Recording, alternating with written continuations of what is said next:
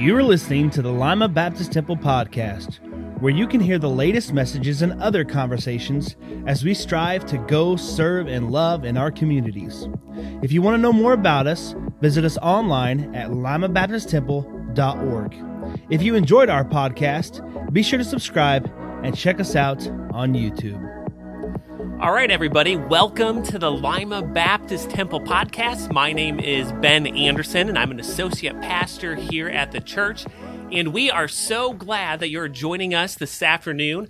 Just as a reminder, every Tuesday we release the message from the previous Sunday. Then Thursday afternoons, we have our Conversations podcast, and where we kind of talk about the message or talk about something else. And today we have a special guest who I will introduce in just a minute here. But as always, we love to hear from you and we love interacting with you. So if you guys have an idea for our podcast or something or a topic you want us to wrestle with or put handles on, let us know. One of the best ways to do that is through our website. Head on over to limabaptisttemple.org. Specifically, check out the Central Hub. There's a Connect tab there. Fill that out and just let us know that you are talking about the Lima Baptist Temple podcast, specifically the Conversations one, and we'll add it to the list and we'll talk about it. But today I have a very special guest. I have Rick Hudson, who is a missions coach, a missions mobilizer, right, and trainer. Right. So all three titles. All three titles. I had to write that down so I didn't forget. Okay. But Rick's just going to be sharing a little bit with us today. We have some questions. I'm going to interview him. But Rick, before we kind of dive into the rest of the podcast, why don't you just briefly kind of introduce yourself, who you are, and then we'll kind of talk a little bit about the message. Glad to. Well, I'm going to start with the connection to the church here. Yeah, that for is sure. My wife, Carol. We've been married for 43 years next week. Okay. But my wife was raised in this church. She spent her teen years here, and it was through one of the former youth pastors, Jerry Burton, who's back here. Yeah, and he's still around to this day. But through his influence, my wife responded to the call to missions. Wow. And the Lord took her to a school down south in Chattanooga. We met. I had already responded to God's call upon my life from a different location, and God brought us together in that student body, married, and we have about to complete 40 years of missions service. Yeah. And most of that has been in Mexico as church planters, but the last 13 years have been here in the U.S. as you said, mobilizer, coach, and trainer. Yeah, and I'll have maybe touch a little bit more on that, what that means a little later in our podcast. Yeah. But yeah, we've been having fun with Rick this week. This week is our missions conference. So on Sunday, things looked a little bit different, Rick. You know, we had some missionaries come in, including yourself, and share in our Sunday morning groups period. And then we had Pete Holmes, who was a chief development officer at Open Doors USA. And he shared just a very challenging message straight from Matthew 28, the Great Commission.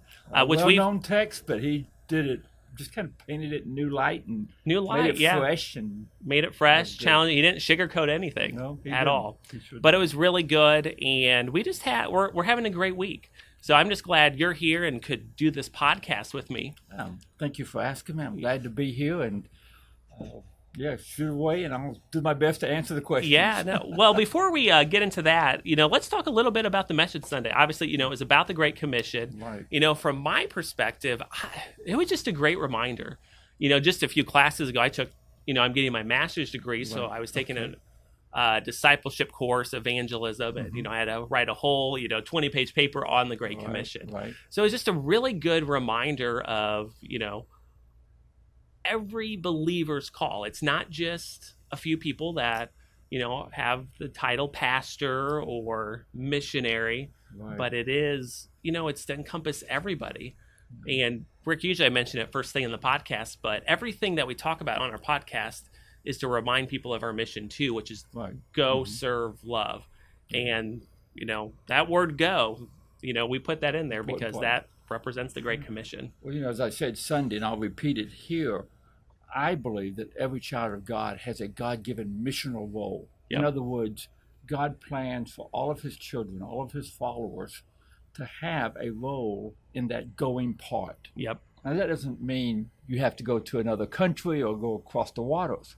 But you should be involved. Every believer should be involved in some way in getting as I say, the tip of the gospel spear into the darkest reaches of the world. And so the challenge is discovering that role and then engaging in it. Yeah, and sometimes that role is just, literally across the street through somebody else's threshold, or, through the garden gate that divides the yard. And, oftentimes we're thinking, oh man, I'm not going to Mongolia or Laos or Africa. Yeah. But, most of us have a great mission field right where we live. I would dare say for a lot of people across the desk. Yeah. So many companies are multinational. A lot of my friends work with people from different countries.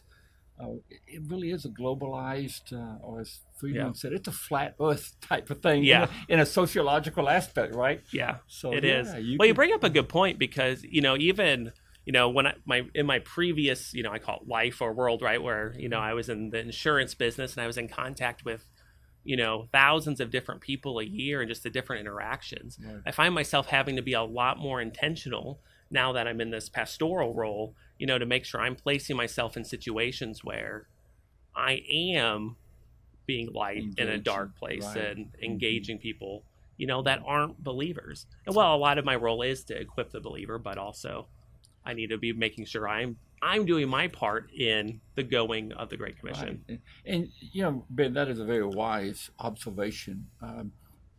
Just kind of related to some of our time in Mexico as church planters.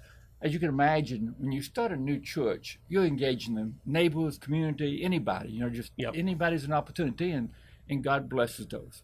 But after a while, you get a group together. Now you're discipling, and you're spending a lot of time with these new believers discipling, which should be.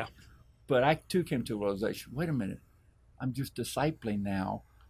The evangelism has sort of, and I had to go back and revisit, so what can I do to get that element back? So it's a good question to ask yourself every once in a while and evaluate, where am I at? Am I still engaging? Yeah, that's great.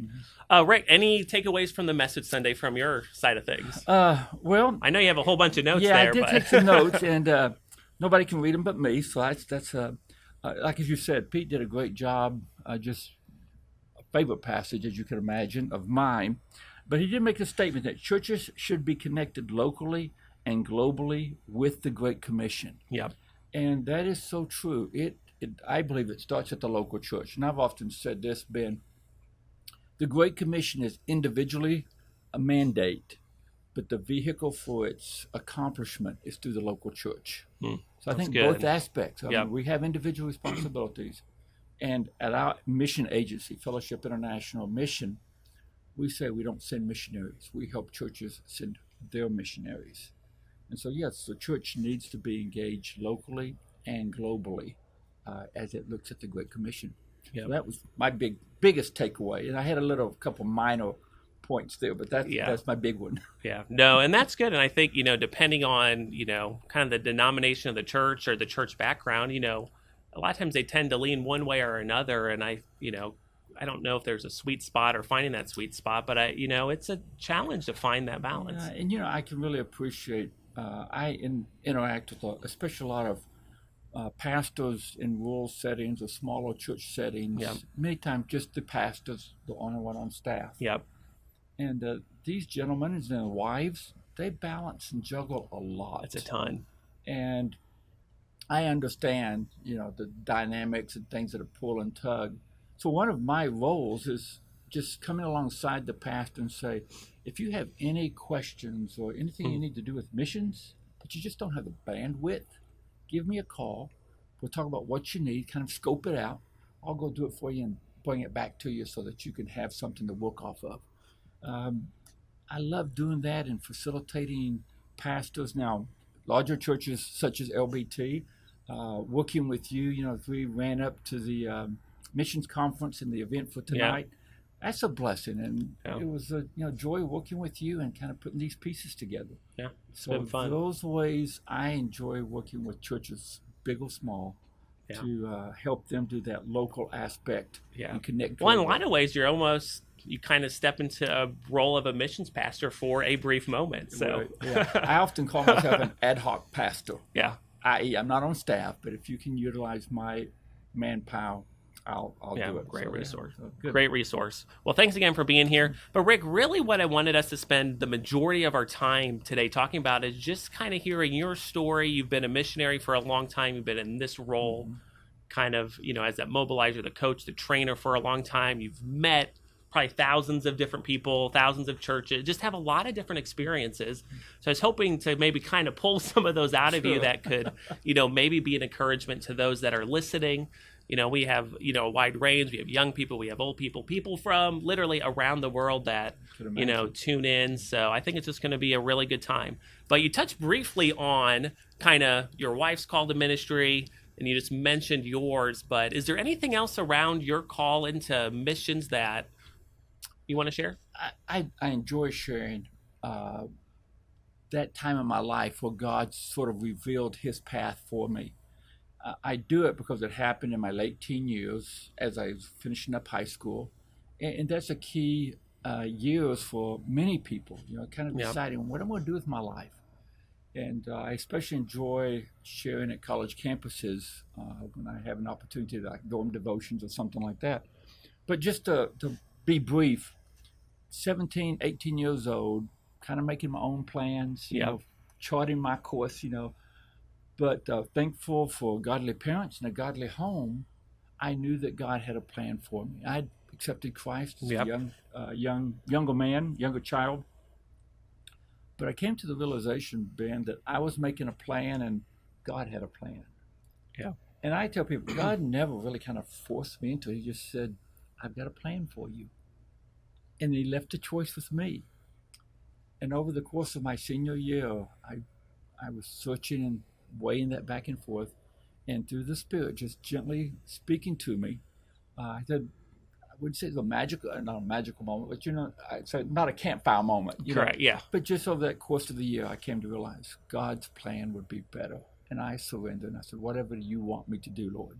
So I graduated from high school knowing that I would go into college preparing to be a missionary. Yeah. And God just confirmed that during my college years. Of course, he brought Carol into my life at college, and she too had been called to missions, as I said, under Jerry Burton's ministry here at LBT. And that was another confirmation. And so we married while in college and embarked upon a great life adventure that we're still enjoying, but that involved 20 plus years as church planters in Mexico. Those churches are still functioning, which is a blessing to know that there's longevity. Not anything I did, God's grace, but just that key point in my life when I had the choice. And I'm so thankful that I listened to the Holy Spirit and said yes to God as opposed to saying yes to my own plan, because I don't think it would have worked out as well. They don't know. They don't usually work out as well. They don't. Well, let me just give you an insight to there. Not too long ago, through circumstances, I was able to go back to my hometown in Arkansas. I reconnected to one of my high school friends, and we spent the afternoon together, reminiscing, going back. Yeah. But I came away from that evening, a very enjoyable time with a guy named Ron, who I believe now is with the Lord. But a lot of my friends went off to the university, the state university, got into drugs, just, life did go. And I came away with the question, what if? Yeah. What if I hadn't said yes to God? I probably would have gone down that course. Now, I don't know what exactly how it would have played out, but I certainly could see a potential that I would not have enjoyed the life that God has blessed me with. Yeah. And so that was a very insightful moment. Again, didn't happen too long ago that I was able to look back and say, thank you, Lord, for directing my path. Yeah, no, it's good to, reflect back and, just kind of look back at how God's orchestrated, all those events and be thankful for it and appreciative and, just praise him for how he's worked in our lives. His grace on our life, so undeservedly. But I can attest, God has been faithful. Yeah. I just want to finish faithfully as well. So we are now. So I can imagine in, this many years of ministry, there's probably been a lot of highs. There's probably been a lot of lows. And, one of the questions I had put on our outline is, kind of share I don't know if you have a most memorable, or sometimes you get in trouble if you say the most memorable, but maybe share that a little bit about it and what that is. This may surprise you, but this is my number one story. First, let me give you a little bit of history that you probably know, and I'm sure many people have heard about. But you remember what we call the Ecuadorian Five, the missionaries, Nate Saint, Jim Elliott, and Roger, and Ed McCullough, and the other. They were killed, in the jungles of Ecuador in 1956. Not too long ago, Steve Saint, the pilot's son, made a movie called The End of the Spear. Yep. Some perhaps have seen that, and the book, or read the book. Book's better than the movie. One of the men in that warring party was named Mankaya. He was actually one of the 2 or 3 men that killed those 5 missionaries. Not too long after the death of those missionaries, I should say several years later, Steve Saint, the pilot's son, moved into that area and ministered. And he began traveling around the States and took Micaiah with him, who was now a strong believer in the Lord and a leader in his tribe. I heard him numerous times. Steve would interpret for Micaiah, who only spoke Wadani. He spoke very little Spanish. But I was at a large university on the East Coast, and Steve and Micaiah were the keynote speakers. And I was talking with Steve, and I said, "Hey, Steve, does Micaiah speak Spanish?" He goes, "Yeah, he speaks a little Spanish. May I speak with him?" He goes, "Oh, by all means." So I walk up to this gentleman, older gentleman, just a Native American, as it were. And I introduced myself speaking Spanish, and he did speak broken Spanish. And he stuck his hand out and shook my hand. Wow. And I looked at my hand later. Yeah. This hand just shook the hand of a man who was part of the murdering tribe in 56, now serving the Lord. Didn't wash my hand for a long time. But it's a memory, God's grace. Yeah. He took a warrior, a murderer, if you would, who came to faith, became a leader. And I had the privilege of saying just at least hello to him and shaking his interacting hand. with him, talking with him. And just say thank you for your ministry now, because he was a powerful speaker, even though he went through an interpreter. Very powerful speaker. So that's probably my high point in ministry, is shaking the hand. So that's kind of the high point. What have been, some of the low points, some of the struggles, and if you need to kind of generalize depending on what, let's talk about that a little bit. Yeah, there's definitely been some low points. As great as this adventure has been and is. Yep. Yes, I'm not trying to sugarcoat anything. There have been difficult days. So let me take you kind of about halfway down the scale and say, there's maybe you experience this too. Monday's always sort of hard if you especially haven't had a good Sunday. And here I would just want to emphasize a little bit. I am a big advocate of having a call.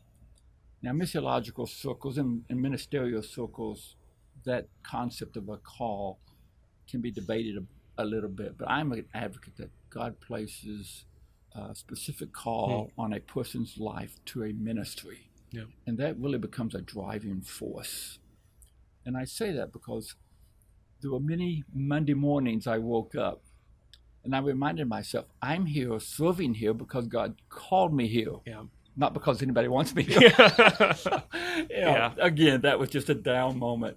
But I do place the emphasis, if you are going to a location, maybe far removed from family, you may be the only foreigner in that location, I do believe you need to have that assurance of God's called me here, He's placed me here, and He will keep me here until He moves me on. Yeah. Because there will be moments when that will be all that sustains you.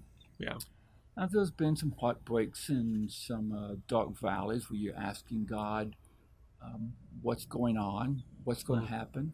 You took a next step literally in faith because you didn't know if the path would be there, but you knew God knew it was there. So I want to be fair and transparent that there have been 3 or 4 times in my life when we just have gone through a dark valley, as it were. But I can say this, having passed through those valleys, God was with us all the way. He's still there. And sooner or later, the light shines again. Yep. He illuminates the path, and we keep walking. Yeah. So, Yeah. Yep. Again, No, God's that's good. faithfulness. Yep. Good wisdom, good insight. Thank you. Another question I wanted us to talk a little bit about, what encouragement would you give to those that are maybe wrestling with that call to ministry, or they've been thinking about being a missionary, or even on, joining a team at a church, or, many different roles in ministry? I know in my own life, that was something I kind of fought for several years. And even upon graduating Cedarville, in the back of my head, I was like, that's what I'm going to do when I retire, right? I could retire early, 50, 55, and I could still have a good, Yeah. And then, God brought me to Lima, and then, I'm here about, 7, 8 years, and, I just start, I could feel that, right? And, people would say certain things, and, you just kind of know, and then, circumstances brought me here. But what would you say to those people that are wrestling with that, or maybe strong words like fighting it almost, like not? Right. Well, first I want to kind of turn the spotlight on you a little bit. I don't mean to embarrass you. Oh, no, you're fine. I just want to affirm for a minute that I have been speaking with our friends here. It's been a bit, I tell people, we're doing Memorial Weekend a weekend early. We've seen a lot of friends. And I just want to affirm that so many people have spoken highly of you and your ministry here at the church and what you're doing. And I want to affirm that, because I want you to know that's kind of a part of it. God blessing, God affirming somebody's, and others can see that. Yeah. So that's a key element. Do other people see you doing that, or would they affirm it? So again, we go back to Proverbs of seeking wise counsel. Yep. That is a key element of it. I also advocate, as a matter of fact, in one of my roles as a developer, helping people discover God's path, especially as it relates to missions, I encourage people to try different ministries. Yep. Try it once. Don't have to make a long-term commitment. You're not signing your life for it. But I would say try this ministry A and then go to ministry B. Be honest and tell the leaders, I'm just checking it out. Yeah. And I maintain that the Holy Spirit will start speaking in your hearts, and you'll do an activity and think, wow, I like that. I'm going to go back and do that again. And in fact, I do tell people, after you've maybe done 4 or 5 ministries, do what I call the one and done trial, then you look at that 2 or 3 and you go, I like doing that. I'm going to do it a little bit more. And I believe if you keep doing those 2 or 3, then you're going to start saying, you know what? This is just it. That one. And I call that finding your sweet spot of ministry. Yep. Now, again, I'm speaking generally, but I think that's a great way for just anybody to kind of discover, well, what's my role in the church or in God's service or whatever. It's a great way to explore possibilities. And I do believe, parallel to that, as you're doing that and getting involved and trying things and seeking God's face and direction through a very practical way, if you're reading scriptures, if you're praying, I think He begins speaking to you spiritually. And I think in conjunction with your experiences, you'll begin to sense that affirmation from God. This is where I have you. And I think it was just sort of come into focus that I love doing this.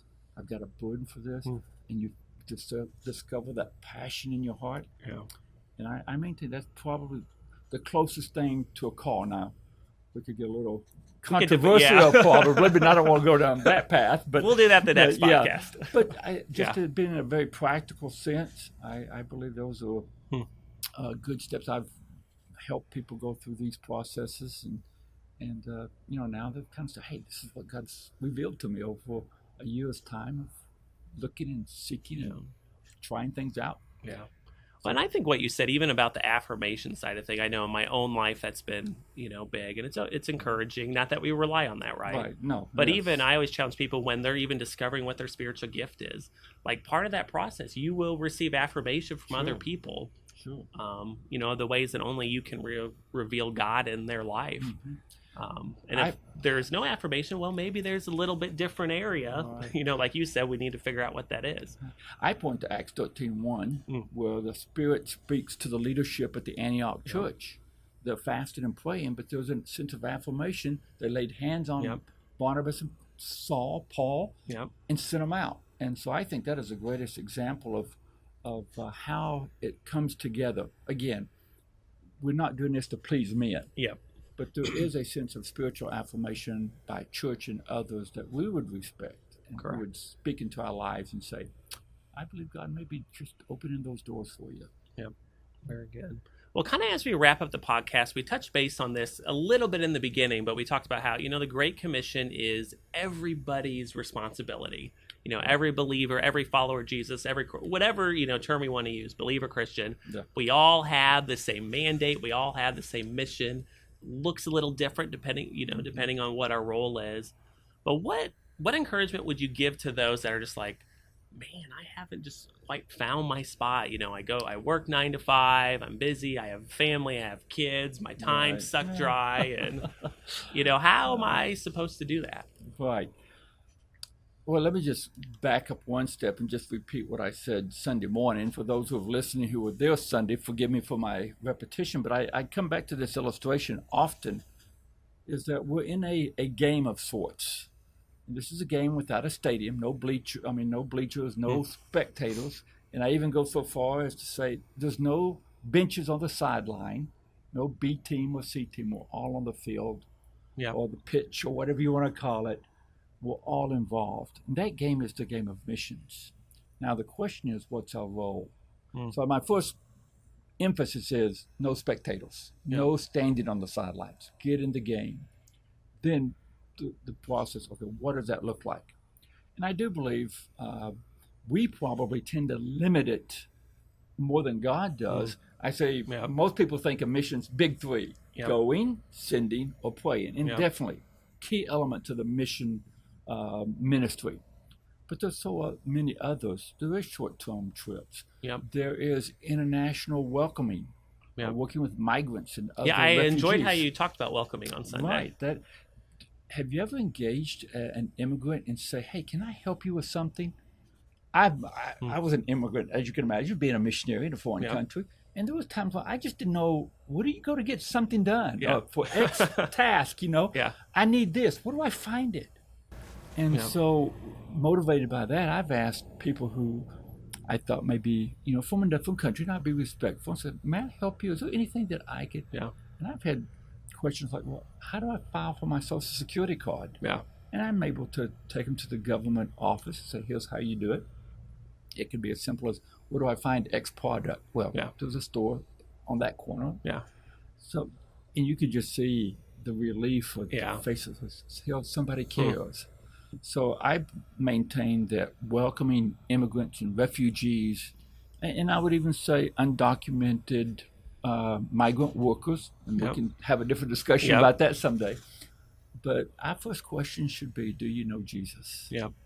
So welcoming is that, but learning more about missions make you more aware of what's going on.